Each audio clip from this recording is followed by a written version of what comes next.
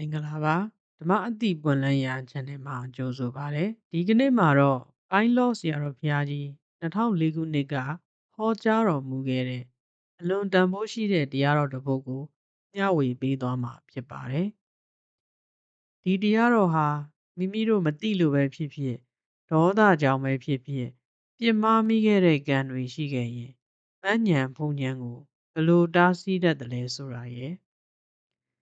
အဲ့ဒီတားဆီးတွေကိုဝင်ချတောင်းပန်ခြင်းနဲ့ဘယ်လိုဖယ်ရှားရမလဲဆိုတာကိုညွှန်ပြထားတဲ့တရားတော်ဖြစ်ပါတယ်။ဆရာတော်ဘုရားကြီးအထူးမိန့်မာထားတာရှိပါတယ်။ဒီတရားတွေဟာယောဂီအသစ်တွေအတွက်ဉာဏ်စဉ်အလိုက်အစစ်စစ်တက်လှမ်းရမယ့်တရားတွေဖြစ်တဲ့အတွက်တပုတ်နဲ့တပုတ်ကြော်ဖောက်ပြီးမနာယူကြဖို့နဲ့အစဉ်အတိုင်းနာယူကြဖို့မှာကြားထားပါတယ်။ဒါကြောင့်ဒီနေ့တင်ဆက်ပေးမှာကတော့တရားတော်အမှတ်1ဖြစ်ပါတယ်။ဘုရားကတော့ကြအောင်နော်နမောတတဘေကဝတောအရဟတောသမ္မာသမ္ဗုဒ္ဓတ္တနမောတတဘေကဝတောအရဟတောသမ္မာသမ္ဗုဒ္ဓတ္တနမောတတဘေကဝတောအရဟတောသမ္မာသမ္ဗုဒ္ဓတ္တအမတတ္တလို့ထိုင်ကြနော်ဒီလေးအောက်ချထားကြလူနာကြီးတင်မလေးခွေးထိုင်ယောဂီအဟောင်းနေဆိုတာကောရကရဲ့သဘောတရားကိုသိပြီးသားလည်းဖြစ်တော့အကျဉ်းအရေးကြီးတဲ့အချက်ကိုပဲထောက်ပြပြီးတော့ကောကြအောင်နော်ဒီအညီအတွေ့အားဖြင့်ကိုယ်မှာမေ့ဉဏ်ပူဉဏ်ကိုပွားများတဲ့အခါမှာမရနိုင်အောင်ပြစ်မှားတဲ့ကံတွေဟာကြီးတွယ်တတ်တယ်ကိုယ်တဏ္ဍာမှာရှိတတ်တယ်တဲ့အဲဒီနေရာမှာဘုန်းကြီးတို့ဘယ်လိုဟန်တားတယ်လဲဆိုတာကိုနည်းနည်းအကျဉ်းလိုရင်းကိုပြောပါမယ်ဒီဉာဏ်ဆိုတာဟာအရှုဉဏ်မေ့ဉဏ်ဆိုတာဒီဘယ်ချိန်မှပေါ်လဲမေးတော့စိတ်တစ်ချက်ပေါ်တဲ့အချိန်ဒါရှင်းစိတ်ပြီးနောက်စိတ်ကိုယူအောင်နော်အာယုံကိုလက်ခံဆုံးဖြတ်တဲ့အခါမှာစေတသိက်ကဘယ်လောက်ပါမှာလဲ52ပါးပြီးတော့ဆိုအောင်နော်ဝေဒနာတိပြီးတော့တေညာမှာဒီဟုတ်ပြီသင်္ခါရမှာဘယ်လောက်လဲ50ဒါစေတသိက်ရဲ့အမည်ဒါဘုရားဟောအရာနော်ပိမစိတ်ကိုဘယ်လိုခေါ်ကြမလဲဝိညာဉ်လို့ခေါ်မယ်ဒါအာယုံလက်ခံပြီဆိုရင်အာယုံတိဆိုရင်ဒါပါပိသဖြစ်ပြီတဲ့ဆုံးဖြတ်ချက်ချတဲ့အခါမှာတဲ့သင်္ခါရ50ပေါ်မှာမူတည်ပါတယ်လို့မှတ်ရမယ်သင်္ခါရ50မှာကမောဟဆိုတဲ့အမှားအုပ်စုစေတသိက်တွေပညာဆိုတဲ့အလင်းတအုပ်စုစေတသိက်တွေပါပါတယ်တဲ့အဲ့မောဟရဲ့တဘောကအမှောင်တက်ခေါ်တယ်နော်အမှောင်တက်တဲ့ဘောရဲ့အာယုံကအမှန်တိုင်းမဆုံးဖြတ်နိုင်ဘူးဆိုတဲ့သဘောတရားကမှောင်မဲတဲ့အခါမှာအမှောင်တက်ရှိတဲ့ကလူကလထိုင်နေပကံနေတောင်မှပဲခမဲမဲကြီးပဲမြင်ရတယ်ဘာမှမကွဲပြားဘူးဟုတ်ပါရဲ့နော်တခါကြရင်လူပုံကြီးလိုထင်တယ်တရေထင်ရင်ထင်တာမျိုးနော်လင်းပြီဆိုတော့မှခွဲခြားသိတာဒီတဲ့ပူလင်းအောင်တအားလင်းတဲ့အားနဲ့ထိုးကြည့်ရင်ဒီလိုအဝတ်ကလေးတောင်မှထဲထဲမှာရှိတဲ့အပုံလေးတွေအကုန်မြင်ရတယ်တအားလေးရင်ပုံမြင်ရတာပေါ့နော်ဒီတဲ့ပို့ပြီးတော့အလင်းအားလည်းများတယ်ချက်အားများတယ်လူကြီးမှနဲ့ချက်ကြည့်ရင်ဒီအမုံလေးတွေကဒီတဲ့ပို့စိတ်တာမြင်ရလိမ့်မယ်ဟုတ်ပါရဲ့နော်မှောင်ရင်တော့မမြင်ရဘူးပေါ့နော်ဒီသဘောပါပဲတဲ့စိတ်မှရှင်တဲ့စိတ်သိအုပ်စုမှာမောဟဆိုတာအမှောင်တက်ကအာယုံကိုအမှန်တိုင်းမသိနိုင်ဘူးဖြိုခွဲနိုင်တာမရှိဘူးပညာအလင်းကတော့ဘုရားဟောတိုင်ကဏ္ဍကြည့်အောင်ပြိုကွဲသွားတယ်အာယုံမှာညှိစရာမရှိအောင်ပြိုကွဲအောင်ရှုတတ်တယ်နည်းလိမ့်ပြီနော်အမှန်ဆုံးဖြတ်နိုင်တယ်တဲ့သို့တော့ဒီမောဟပညာရဲ့သဘောတရားဒီစေတသိက်မှာဘယ်လိုလုပ်ပါလာတယ်လဲဆိုတဲ့မျိုးကမေးတဲ့ဟုတ်ပါ့လားအာယုံလက်ခံဆုံးဖြတ်တဲ့မောဟအင်အားပညာအင်အားဟာဘာကြောင့်ဖြစ်ပေါ်လာတာလဲလို့အကြောင်းရှာရမှာရှာတော့စိတ်က သူ့ရဲ့မိယာဖြစ်ပေါ်ရာအကြောင်းကိုကြည့်တဲ့အခါမှာဒီဟာဟရိယရုပ်ကိုမိထားတာလို့ပြပါတယ်ဟရိယဆိုတာကဘုလို့နှလုံးသားကြီးကိုလည်းမယူပါနဲ့ဒါကမိယာဟောပါတယ်ဒီနှလုံးသွေးထဲမှာမိတဲ့သွေးမှာတိမ်မွေ့တဲ့စိတ်ကိုဆောင်တဲ့ယုံလို့ပြတယ်ဒါမာဇီသရဖေးတို့ရှင်းပြခဲ့တာနော်နှလုံးသားကြီးကိုဟရိယသွားယူလို့ရှိရင်သင်္ကန်းကြသားမေးတာ哦နှလုံးအစားလဲရင်စိတ်ပဲသွားနေမလဲမေးလိုက်တာတော်တော်ခက်တယ်မေးကိုသရဖေးကအမတန်စာတတ်လို့ဒါဖြစ်နေတာနော်ဘုန်းကြီးတို့ဆိုတော့ဂျွန်းပြန်ပြီဟရိယဆိုတာတဲ့ရဲ့အပြင်ဆောင်းရင်းလို့ပဲအဓိပ္ပာယ်ရပါတယ်ဟရိယကဘာလို့ဆောင်းရင်းနှလုံးသားလို့ပြောတာမဟုတ်ဘူးတဲ့ဟုတ်ပါလားစိတ်ကိုဆောင်းတဲ့ရုပ်တစ်ခုတဲ့နှလုံးသားလို့တရားမဆိုပါဘူးတဲ့ဟုတ်ပါလားအဲ့တော့ဒီသွေးမှာတိမ်မွေ့တဲ့စိတ်ကိုဆောင်းတဲ့ရုပ်တစ်ခုလူမှဆိုသွေးမှာပါပါတယ်လို့ဆိုလို့တယ်တဲ့ဘုန်းကြီးတို့ကသိရမယ်စိတ်ကိုဆောင်းတဲ့ရုပ်တစ်မျိုးလို့သာမှတ်တာသွေးလို့လည်းသွားမယူနဲ့အောင်ဆိုတော့နတ်မှာသွေးရှိလာမြင်ပြဿနာတက်အောင်မှာပေါ့ပြန်မှာသွေးရှိလာပြဿနာတက်အောင်မယ်နော်တိမ်မွေ့တဲ့စိတ်ကိုဆောင်းတဲ့ရုပ်နဲ့နေပြီလားရှိနေတယ်လို့သူသိရမယ်လူမှာတော့ဟာဒီသွေးမှာမှီတယ်ဆိုတာသိကြသွားပြီအဲ့ဒီထဲမှာဘာတွေပေါင်းစပ်လဲဆိုရင်တဲ့ကံရုပ်ပါတယ်ဥဒုရုပ်ပါတယ်အာဟာရရုပ်ပါတယ်ဘာတွေပေါင်းစပ်ထားတယ်ဆိုရင်ဒီမှာပေါင်းစပ်ပုံကနော်ကံဥဒုအာဟာရပါတယ်နော်သုံးခုအဲ့ဒါနဲ့ဆက်ပြီးမှစိတ်ဆိုတာဖြစ်တာဒါမို့လို့ကံစိတ်ဥဒုအာဟာရအညမညပဋ္ဌာန်းမှာလည်းပါပြီးသားနော်အညမညဒီလိုပြောတာနော်ကောင်းပြီအဲ့ဒီထဲမှာကံရဲ့တတ္တိသဘောဒီမှာရှိပါတယ်တဲ့ကိန်းထားပါတယ်ဥဒုရဲ့တတ္တိလည်းဒီမှာပါပါတယ်တဲ့ဒါဘုန်းကြီးတို့ကံတတ္တိသဘောတရားကဥမာပြောမယ်နော်အရင်ဘဝကတစ်ဖက်သားကိုတတ်ဖြတ်ခဲ့တယ်ညှင်းဆဲခဲ့တယ်ဒါစိတ်ကကြက်စားတာခေါ်တယ်နော်ဒီအာယုံယူကြက်စားပြီးတော့တတ်ဖြတ်ညှင်းဆဲခဲ့တဲ့ဆုံးဖြတ်ချက်ချပြီးညှင်းဆဲခဲ့တဲ့ကံရဲ့အရှိန်တတ္တိတရားတွေးမိထားတော့ကြောင့်ထိုသေးမှာပဲတိတ်ွယ်အတန်ဖမ်းတယ်လို့သိသွားတာဒါမှမဟုတ်ကံနဲ့ပတ်သက်လို့ရှိရင်ရောဆရာတော်ဖေရအမိရှိတာပိုရှင်းတယ်နော်ဒီခေတ်တော့ကွယ်တဲ့တီဗီခွဲရိုက်ထားတယ်လို့ပါပဲလို့ပြောလိုက်တာတတ္တိကိန်းသွားတာနားလည်ပြီလားတတ္တိကြံခဲ့တာအဲ့ကံရဲ့တတ္တိအဲ့တတ္တိဒီတစ်ပင်နဲ့မျိုးစေ့လိုပဲတဲ့ဘွားဆက်ဆက်ပါတယ်ပါတယ်တော့တစ်ပင်နဲ့မျိုးစေ့ပြန်ပြောပါဦးတစ်ပင်နဲ့မျိုးစေ့လေးနော်ပါလာတာတဲ့အဲ့တော့သူမြတ်တဲ့များစွာတတ်တဲ့ကံပါတဲ့ပုဂ္ဂိုလ်ဆိုရင်တဲ့ဗိုက်သေးတွေကခန္ဓာကြီးပြန်ဖွဲ့ပြီဆိုရင်ဒီသွေးတွေကအရေးသွေးညံ့သွားပြီစိတ်ပါညံ့နေဝေးရသွေးကင်စားလို့နှလုံးသွေးရောကျင်းတာလို့လှုပ်လာပြီနော်ပါလာတာဟုတ်ပါရဲ့လားအဲ့ဒါကကံတတ္တိခေါ်တယ်နားလည်ပြီနော်ဒီနှလုံးအိတ်ဆောက်ပုံသွေးရဲ့အရေးသွေးအလုံးဟာဒီကံတတ္တိနဲ့ဆိုင်တယ်နားလည်ပြီလားကျန်တာတွေကအရံပါပဲဥရုယာရီကသူနဲ့တွဲရပါပဲအာဟာရလည်းတွဲရပါပဲဥရုဖောက်ရင်လည်းဒီသွေးရအပူအေးမမျှရင်ခဲရင်ခဲသွားမယ်ကျန်ရင်ကျန်းသွားတယ်သွေးခဲသွားလို့သွေးကြောပိတ်သွားလို့ခဲရင်လည်းစိတ်ပေါ်ပါမလားအင်းညမညပဲနော်ဒါပူလောင်ပြန်ရင်လည်းပဲသွေးရဆူပွက်လာလို့ရှိရင်လည်းစိတ်ငြိမ်ပါမလားမအရက်တောက်တယ်အရက်ခိုးကြောင့်သွေးထဲဝင်သွားရင်သွေးတွေကဖောက်ပြန်လို့ပူတာများသွားတယ်ဒါအာဟာရနဲ့ဆိုင်တယ်ကဲစိတ်ငြိမ်ပါမလားတွဲရပင်မလားအဲ့လေနော်အာဟာရဖောက်ပြန်မှန်ရလို့စိတ်တင်လို့သွေးခဲသွားမယ်စိတ်ပေါ်ပါမလားဒါမြင်စိတ်ဒီကံရဲ့စိတ်ကဥဒ္ဓအာဟာရအညမညစိတ်ကလည်းတခါပေါ်ရင်အာယုံကိုဆွဲယူကျက်စားတာနဲ့ကံမဖြစ်ဘူးလားကံဖြစ်တယ်မှာပဲအပြန်အလှန်မင်းပေါ်လာနားလည်ပြီနော်ကောင်းပြီဒီထဲမှာကံကတော့ဇက်ဆရာကြီးပဲဟုတ်လားနော်အားကြီးဆုံးပဲအဲ့တော့အလုံးမှာကံတတ္တိအားဖြင့်မောဟဓာတ်ကိုများစေတဲ့တတ္တိအာယုံတော်ရတိုက်တိုင်းမှာမနောတကားပေါ်တဲ့အခါမှာအထင်တတ္တဝါထင်တဲ့အပြင်မေတ္တာကင်းမဲ့စွာနဲ့ဒါနအစရှိတဲ့ပါရမီ10ပါးကျင့်တယ်မကျင့်ဘဲနဲ့ပေါ့နော်အယူသမားကြီးဖြစ်ပြီးကြမ်းတမ်းခဲ့မယ်တိုက်ခိုက်ပြင်းမာခဲ့မယ်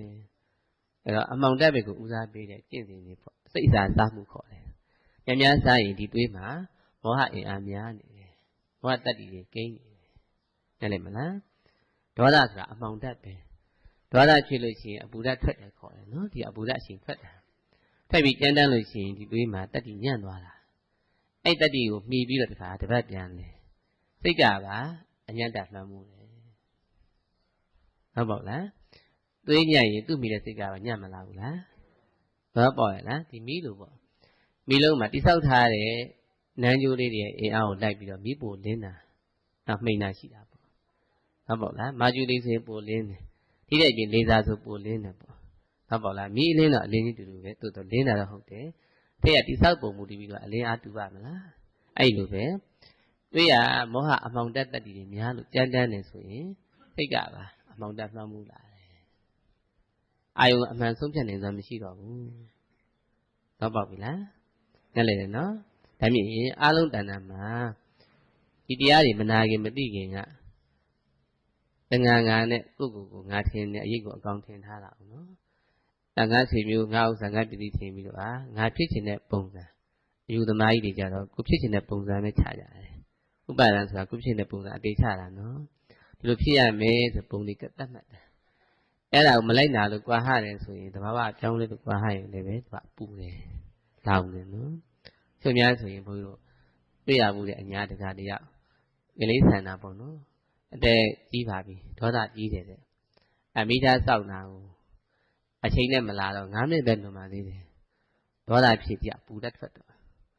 ဒီမိသားကိုမစည်းဘူးကွာချင်းချင်းလျှောက်မယ်ဆိုပြီးချင်းချင်းလျှောက်တယ်လျှောက်လို့ပေတရားလောက်လျှောက်ပြီးမိသားဘူးဆိုကြော်လဲကြော်သွားမိသားကော်ဆဲတယ်ကြောက်တဲ့ဒုက္ခရောက်နေကြည်လောင်တာနော်ကျို့လဲနေမင်းနေကိုကော်ဆဲရင်ဆဲတယ်မိုးဆဲရင်ဆဲတယ်ဘာဖြစ်တာလဲဆိုတော့ဖြစ်ချင်တဲ့ပုံစံတွေကိုအသေးချတဲ့ပုံကိုယ်တွေကိုကွာဟာတိုင်းကွာတိုင်းလောင်တော့အဲ့လောင်တဲ့တက်ကြီးတွေနဲ့ကြမ်းတမ်းနဲ့အောင်ရောတွေဖွဲ့ပြီးတော့အတန်ရာလေးကြမ်းတမ်းနဲ့ထွက်တာပေါ့ဟုတ်ဒိဋ္ဌိကျိုးပိုတင်းတာဘူးနော်အဲ့တော့အဲ့မှာရင်စိတ်အစာဆောင်လွယ်သောကြောင့်ဒီတွေးမှာတတ္တိလည်းညံ့တယ်ညံ့လာတာတော့ပေါ့လားဒါမြင်မိဘပြင်မှာဆရာသမားပြင်မှာဘုရားပြင်မှာတဲ့ပုံကိုယ်ဆိုရင်ပုံမညံ့ဘူးလားညံ့သွားပြီအဲ့တော့ဒီမှာဒေဝရတ်ကိုပြောအောင်နော်ဒေဝရတ်ကြီးဟာရှေ့ပိုင်းမှာယဟန်ဝတ်သေးတယ်ယဟန်ဝတ်ပြီးတော့သူ့မှာတော်တော်အားကောင်းတဲ့ပုဂ္ဂိုလ်နော်ဒီ၄သိန်းရောက်ဇန်တောင်သူရတယ်ဒါတုတ်တန်ကြီးရပေါ့နော်စိတ်နဲ့ကိုတားတဲ့အေးတာပြန့်ပြီးတော့စိတ်ကကိုမှဒီကိုယ်ကစိတ်မှတည်တယ်နေတဲ့အဆင့်မဟုတ်ဘူးမဟာကုသိုလ်ကြီးပေါ့အဲ့တော့စိတ်သွားတိုင်းကိုပါနော်တည်တဲ့အခါစိတ်ကညွတ်တာနဲ့နေရံတော်ဖောက်ဝင်နိုင်တယ်ဒီတတ်မင်းသားလေးနေတဲ့နမ်းမဆောင်တွေကိုဖောက်ဝင်နိုင်တယ်နော်ဝင်ပြီးတော့ငကားတွေမွေတွေဖန်ဆင်းပြီးတော့လူတင်ပြောင်းတယ်ဟောကလေးကကြောက်တော့မှယဟန်အတွင်ပြန်ယူဟိုတကူကြည့်လိုက်တာသူလည်းပြီးတော့ဒေဝရဖျားဆိုပြီးတော့နော်ဖြစ်ခဲ့တာအဲ့လောက်ထိစွမ်းရှိတဲ့ပုဂ္ဂိုလ်ကြီးဒီထဲမှာမောဟမခေါ်သေးဘူးနော်သူကဇန်အားဖြင့်မှတ်ထားနော်ကုသိုလ်တက်ကတော့တော်တော်များလားအဲ့ကုသိုလ်တက်နေတာတကယ်လို့ဒါဖျားတယ်မပြင်းမှားဘူးဆိုရင်ပေါ့နော်အခြေအနေကောင်းတာတော့ပါလားဒါမှမဟုတ်သူ့မှာဟိုးဘက်ကအထုံးပါဒနာလည်းပဲအခြေခံလေးရှိထားတယ်မြေတံတိုက်ခိုက်တဲ့အကျင့်ရှိထားတာနော်ဖျားရှိရဲ့ကျေးဇူးကြောင့်သာလေဒီဇန်လေးရလိုက်တာဟုတ်တော့ပေါ့လားဒါလည်းပဲသိတော့မခေထားဘူးနော်အဲ့ဒါမှမဟုတ်စိတ်စာစားမှားလက်တပကပူဇော်အကျော်စောမှာသူကမြတ်တာဘူးမြတ်တော့ဒီတရားကြီးလည်းနာနေစားနာလည်းမနာဘူးသူကနော်ဒီကိုခံကညံ့တော့ကုသိုလ်အားလေးရှိတော့လေဇန်ဟာဖြစ်မှတ်ထားတော့အားမရဘူးမဲ့မှမဟုတ်တာဘူးတော့ပေါ့လားပြန်ကြနိုင်တာဘူးအဲ့မှာဘုရားကတန်ဃာကြီးကောတံပြီမှာတဲ့တိတိကျယဟန္တာကြီးတွေပေါ့လူကပူဇော်ကြတာအဲ့တော့သူ့နာမည်မပါဘူးနော်အဲ့တော့ तू ကဖြစ်ချင်တဲ့လက်လာပူဇော်တကား तू ကပုံဖော်ထားတာကမဖြစ်လာတော့ကွာဟတော့ခုနလိုမိသားဆဲတယ်လို့ပေါ့တော့ပေါ့တယ်နော်ကွာဟတော့ तू တအားလောင်တော့မကျေနပ်တော့ဘူးအဲ့ဒါတနည်းအားဖြင့်အမိတိုက်ရင်တော့အိတ်တာမစ္စေတာပေါ့နော်သူများရနေတာကြီးကိုရကျင်တာဖြစ်နေတော့အာမရအလိုမကျဖြစ်တော့ပေါ့တယ်နော်ကိုဖြစ်နေတဲ့ပုံစံတွေဖြစ်နေတာဖြစ်နေတာဘူးအဲ့မှာဒီနေ့အပူဓာတ်ကထွက်တော့ဒီတွေးမှာညံ့နေညံ့လာပြီတက်တီညံ့ပြီနော်အမောင်တက်ဝင်လာပြီအဲ့နောက်ဇတတကိုစီယုံတော့ဟာကလေးကရသွားပြီမလားအဲ့တော့သူတဲ့အရှိမင်းသားလေးဆိုတော့ဟင်းွယ်900ပို့နိုင်တယ်သူ့မိနေနော်ဟင်းွယ်900ဆိုတော့မနေဘူးပေါ့တစ်ခွက်ကလည်း10ပါးလောက်စားလို့ရတယ်ဆိုတော့အဲ့မှာသူကတန်ခါကိုတင်းခွဲကိုသူကဆုံးဖြတ်ချက်ချတော့တာအဲ့ဆုံးဖြတ်ချက်ချတာနဲ့သူ့မှာအပူဓာတ်ကအမှန်တန်ပြင်းထန်နေပြီကြမ်းတမ်းနေပြီအဲ့ဒီကံလိုက်နဲ့တန်ပြန်တက်တည်နေကြအောင်တဲ့အဲ့ညမှာပဲသူ့မှာရှိတဲ့ဇံမရှိတော့ဘူးပျောက်ထွက်သွားတယ် အဲ့ဒါကိုဓမ္မကြီးတူကသိတယ်တဲ့ပြီးတော့ရှင်မောက္ကလံကိုလာလျှောက်တယ်တဲ့ရှင်မောက္ကလံလက်ခံလိုက်တယ်နော်ဘုရားကိုလျှောက်တော့ဘုရားကဒါနေပဋိပြန်တူပြောရင်တော့ဒါနေဒီတိုင်းထားလိုက်မပြောနဲ့တဲ့ဘုရားလည်းသိတယ်ဒီတိုင်းထားမပြောနေဖြစ်တာတဲ့ကွယ်တာဘုရားလည်းသိသူလည်းသိပေါ့နော်လို့နောက်နေ့ကျသူကဘုရားရှင်ကိုတန်ဃာကိုသူ့အပ်ပါလို့ခေါ်ရောအဲ့ရစတာနော်ဘုရားလည်းပဲအမိရှိတယ်ဘုရားဆိုပြီးဒီမှာအရှိကိုအရှိတိုင်းမယ်နော်အများအမှန်တရားကိုဘုရားအမိရှိတာဟုတ်သူစားတဲ့လက်လာပါကတကိုးပြပြီးတော့စားတဲ့လက်လာပါဖြစ်နေတာဟုတ်အဲ့ဒါယဟန်သူကြီးမှာနှက်ချွဲစားတဲ့ကဲ့သို့ပဲလို့ဘုရားမြင်တယ်သင်ကဲ့သို့နှက်ချွဲတဲ့လူတဲ့အာဟာရစားနေတဲ့ပုဂ္ဂိုလ်တဲ့တန်ခါအဲ့လိုမတင်တော့ဒီတိုင်းပဲဘုရားဆုံးပါလားအရှိတိုင်းဆုံးပါလားနော်ဘုရားဒေါသမပါဘူးအဲ့တော့သူကချက်လဲချက်တယ်လူကျင်လည်းမရတော့ဒီနေ့ကစားဘုရားနဲ့သူနဲ့ရန်သူပဲစတော့လာဆိုနော်စပြီးတော့လမ်းခွဲတော့ဘုရားလည်းတီးလိုက်တာနဲ့ပကတိယကံပြုခိုင်းလိုက်တာပဲရှင်သိဗုဒ္ဓရာလည်းကြီးညာပေးတယ်ကမောနဲ့နော်သူကျင့်တာတခြားဘုရားတခြားမှာလိုင်းခွဲပလိုက်တယ်ဘုရားအကုန်သိအောင်လိုင်းခွဲထားလိုက်တယ်သူလုံးကဘုရားကြိုမြင်ထားတာဟုတ်အဲ့ဒီမှာဇရတမင်းသားကသူ့ဖေတတ်ဖို့လို့သူအကြံပေးတယ်အဲ့မိသွားတဲ့အခါကျတော့အမတ်တွေကဘယ်လိုလုပ်မလဲဆိုတော့အမတ်တွေကနော်အကြံဉာဏ်ပေးရတယ်ခင်ဗျာတချို့ကလည်းပဲတန်ဃာတွေပါရှင်းပြမယ်ဒီလိုပေါ့တန်ဃာကြောင့်ဖြစ်တာဆိုပြီးတော့လုတာပါသေးတယ်မျိုးပေါ့နော်ထိုင်ပါတော့အဲ့ဒါထိုင်ခဲ့တော့အဲ့တော့ဘုရင်ကတည်တယ်တဲ့ငကိုတွေကဘုရားရှင်ကလိုင်းခွဲပြီးတာတဲ့အဲ့မှာတားလို့တော့နန်းတင်နေအကြံပေးမှတဲ့အမတ်တွေရာထူးဆိုင်ပြတာလည်းပါသေးထားလိုက်တော့နော်အဲ့လောက်ထိကြမ်းတမ်းခဲ့တဲ့ပုဂ္ဂိုလ်ဟာသူ့ရဲ့ပြတ်သားမှုမှားတော့ကြောင့်တွေးမှအလုံးဖြေတတ်ပါတယ်မောဟတတ္တိတိုးမလားပညာတတ္တိတိုးမလားပြမှားကြောင့်နော်တန်ကြံဆိုလည်းရှိသေးတယ်စိတ်တိုင်းရတယ်ပဲအတန်တိုင်းလိုပဲစိတ်တိုင်းนี่အတန်တိုင်းနဲ့ပို့ပြီးတော့နှက်ဆိုင်တယ်တန်ပြန်အင်အားကြီးပြည့်နှံ့မှုတွေပို့နှက်ဆိုင်တယ်ဓမ္မထန်နော်ပို့လဲပြင်းထန်တယ်ဒါကိုသိထားပါအဲ့မှာတခါနောက်တစ်ဆင့်ဘုရားရှင်ကိုသူမြားနေပြစ်တတ်ဖို့ကြံစီတယ်ဒါလည်းမအောင်မြင်ဘူးဗျာသူပုံဖော်တာအမှန်တန်ဆိုးတယ်နော်စိတ်ကြံစားတာဘုရားကိုမြားဆိုးတဲ့ပုံဖော်တာလို့ပေါ့မဟုတ်ဘူးနော်ဒါလည်းမအောင်မြင်ဘူးဒါလည်းသူ့မှာတတ္တိရလိုက်ပြီသူကအညံ့မဲ့ဖြစ်တာပဲနော်ပေါ့လားနောက်တစ်ခါ